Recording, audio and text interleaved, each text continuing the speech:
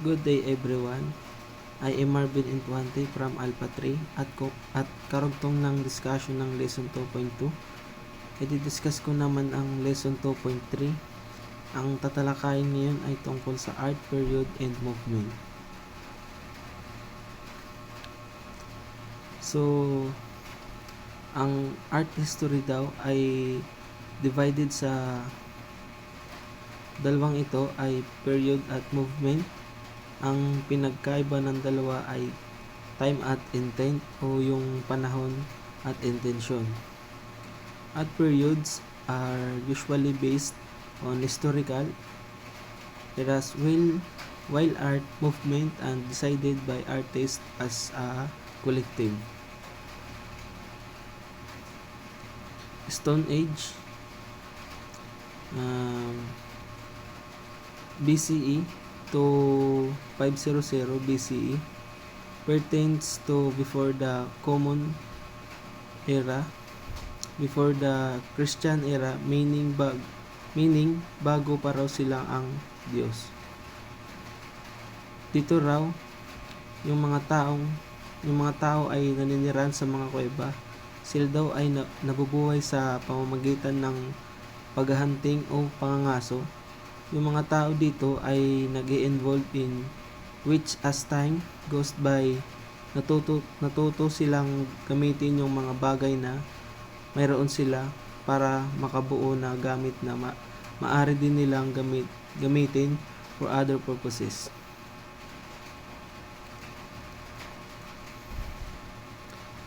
Noong Stone Age daw, walang kahit anong mataas organized na government o reliyon.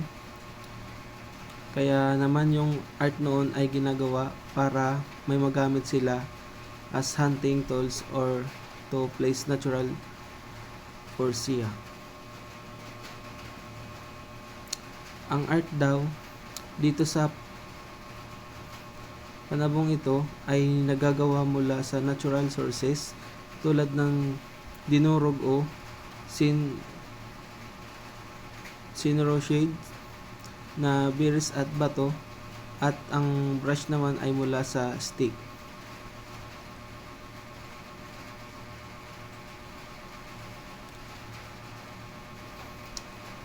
Next slide. Ito yung dalawang example ng art noong Stone Age. Lascaux Cave is the most exquisite and well-preserved example of prehistoric culture. It can be found on the walls in the ceiling of cave. Venus of Willendorf. All this surviving three-dimensional depiction of human body. It might be a fertility goddess or a goddess that bring forth prosperity and god fortune. Mesopotamian. Dito naman yung art daw na nagawa ay nag-feature ng katangi-tangi na estilo. In terms of sculpture, ang art kasi na nagawa nung panahon na ito ay may texture na kung saan ma-achieve lamang sa pamamagitan ng repetition of line and dots. Dito rin ang nagawa ay warrior art and narration in stone relief. Ang example nito ay iyang nasa picture. Example, portal guardians.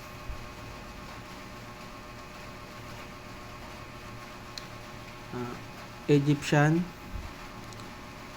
art with afterlife focus, pyramids and tomb painting, massive and monumental structure. Dito raw sa panahon ng Egyptian, ang focus daw ng mga art is about after life, meaning ay kamatayan. Massive architectural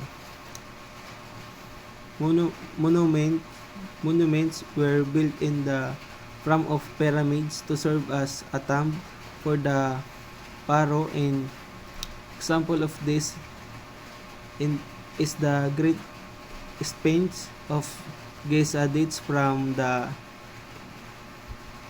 reign of King Khafre and depicts his face.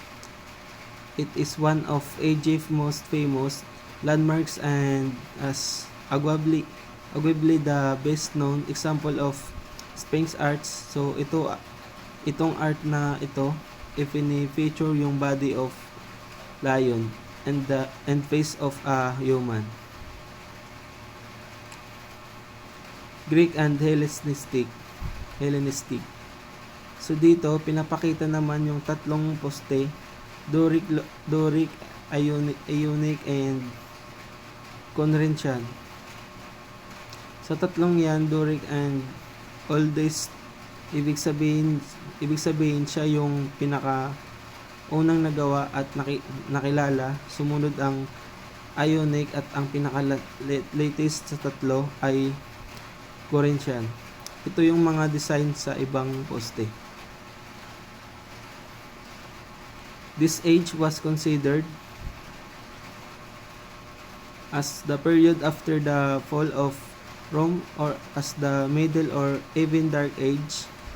Sa period na ito, walang nagawang accomplishment, walang magandang art ang nagawa at wala ring magaling na namumuno ang naisilang. Renaissance, rebirth of art after the dark and depressing Dark Age. Sa period daw na ito, yung mga Renaissance artist ay gumamit ng realistic liner, perspective and classical ideals to realistically depict nature and beauty. The Renaissance period is broken into several movements. Sinasabi rin na ang oil paint ay develop after mas ma-feature ng mga artist ang realism as well as the color quality na kanyang manipulahin ang mga artist.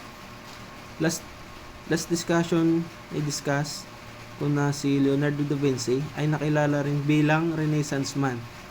Ito ay dahil yung gawa niyang Mona Lisa ay umusbong noong time ng Renaissance as well as Michelangelo Buonarroti.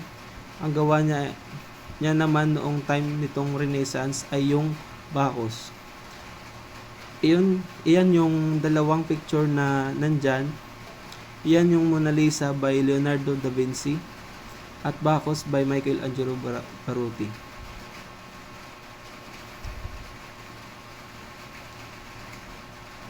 Baroque.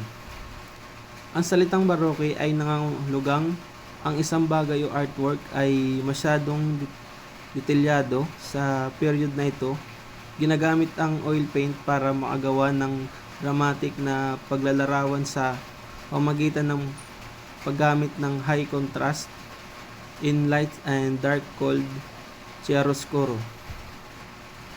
Ang subject ng art na nagawa noong period na ito ay usually about religious nature or portraits ng kayamanan. Neoclassicism. In the arts is an aesthetic attitude based on the art of Greece and Rome in antiquity, which calls for harmony, clarity, restraint, universality, and idealism. Ang sample ng art na nagawa nitong period na ito ay Napoleon of St. Bernardo Paz. Romantic period. Dito raw yung mga visual and literary artists glorified things na pini-pertain dito is not tangible or cannot be touched and not physical. Romanticism glorified abstract complex concept like liberty, peace, survival, hope, heroism, despair, and other sensation that nature evokes human. So example ng art na nabuo nitong period na ito ay Liberty Leading the People. Realistic period 1850 1940s. Sinasabi dito na yung mga realist daw nire-reject nila yung idea ng mga romanticism. Realist portrays real people in real situation with truth and accuracy. Walang sinasala o inaalis including all the unpleasant aspect of life. Realist work defective people of all classes. Mapamahirap, mapamayaman, o may kakayahan in ordinary life situation, which reflected the change brought on by the industrial and commercial revolution. And realist artist daw po ay nagpo-portray ng pang-araw-araw na sitwasyon ng tao. Ang arts na nagawa nitong period na ito ay The Cleaners at Pasanti in Ona di Parigi. Pop art. Ito raw ay nagmula sa England and at US. Isa itong reaksyon sa mass idea, TV, radio, magazine, and pop culture in general. Ang pop art daw ay gumagamit ng maraming symbolism, simpleng composition at paghanap ng purpose ng isang materialis na nagamit. Sa pop art, sinasabi mas importante ang social message kumpara sa art process. Example nito ay yung mga picture na nasa slide. Yun lamang po, at sa muli, ako si Marvin Inpuhante mula sa Alpha 3. Maraming salamat po.